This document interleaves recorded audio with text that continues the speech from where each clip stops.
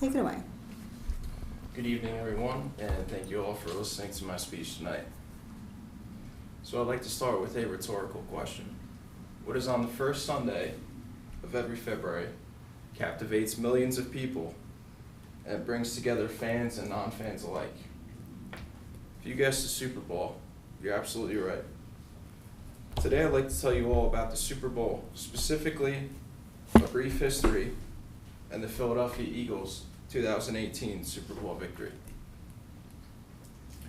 I'd be willing to bet that most of you in this room tonight have either hosted or attend a Super Bowl party on a regular basis.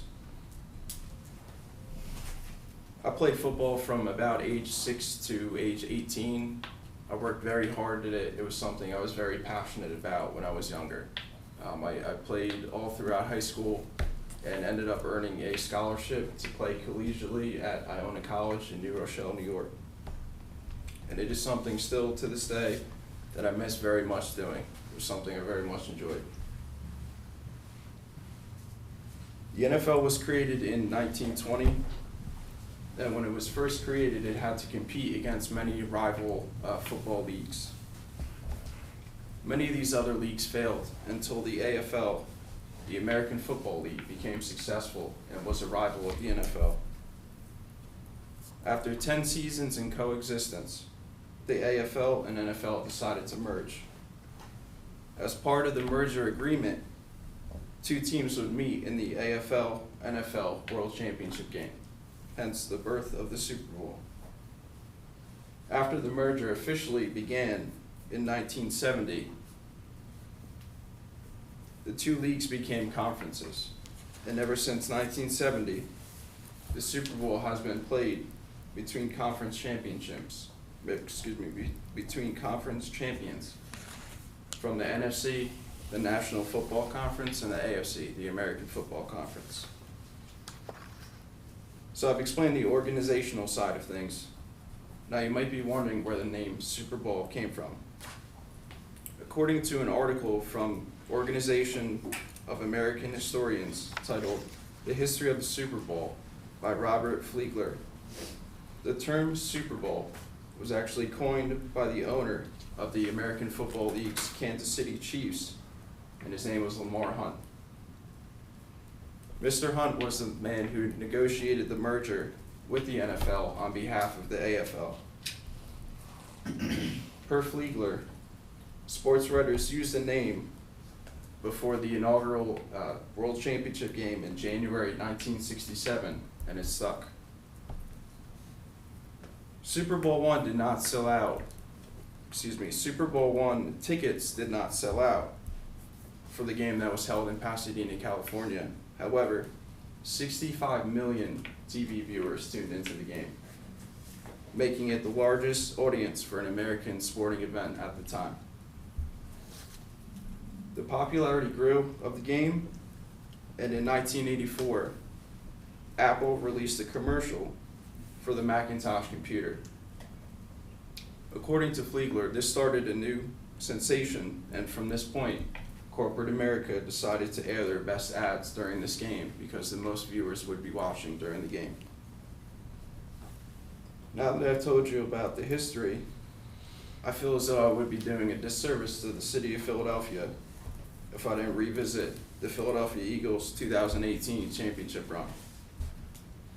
After years of torture, the Eagles won their first Super Bowl championship in 2018. During the 2017 season, they dominated en route to a 13-3 record and the #1 seed in the NFC playoffs. This would mean that all home games in the 2018 playoffs for the Philadelphia Eagles would go through Lincoln Financial Field. Even though they were the #1 seed, the Eagles were considered underdogs because star quarterback Carson Wentz suffered a season-ending knee injury late in the regular season. Backup quarterback Nick Foles led the team to 2 consecutive playoff wins and a Super Bowl berth against the New England Patriots, whom the Eagles had lost to in a few Super Bowls prior. There were many memorable plays during this game. But the most famous play, and one that will go down in the lores of the Super Bowl, was the Philly special. This was a 4th down play right before halftime. It was a trick play that the Eagles ran and scored a touchdown on. Now, this is a very risky play to run on 4th down, because if you do not convert this play, the other team gets the ball. So statistics-wise, in football, most teams are going to kick the field goal and earn 3 points for their team in this situation. Head coach Doug Peterson decided to roll the dice, and it sure paid off. USA Today in an article from USA Today Sports by Lindsey Paul, published on February 4, 2018, the play was, quote, a perfectly executed trick play that will go down in Super Bowl history. Perhaps the biggest play of the game came from defensive end Brandon Graham. With less than 2 minutes left in the game, Graham broke through the line and forced a fumble from quarterback Tom Brady. The Eagles recovered the fumble with 2 minutes and 16 seconds remaining and converted this fumble into 3 more points to build the lead to 8 points with 2 minutes remaining.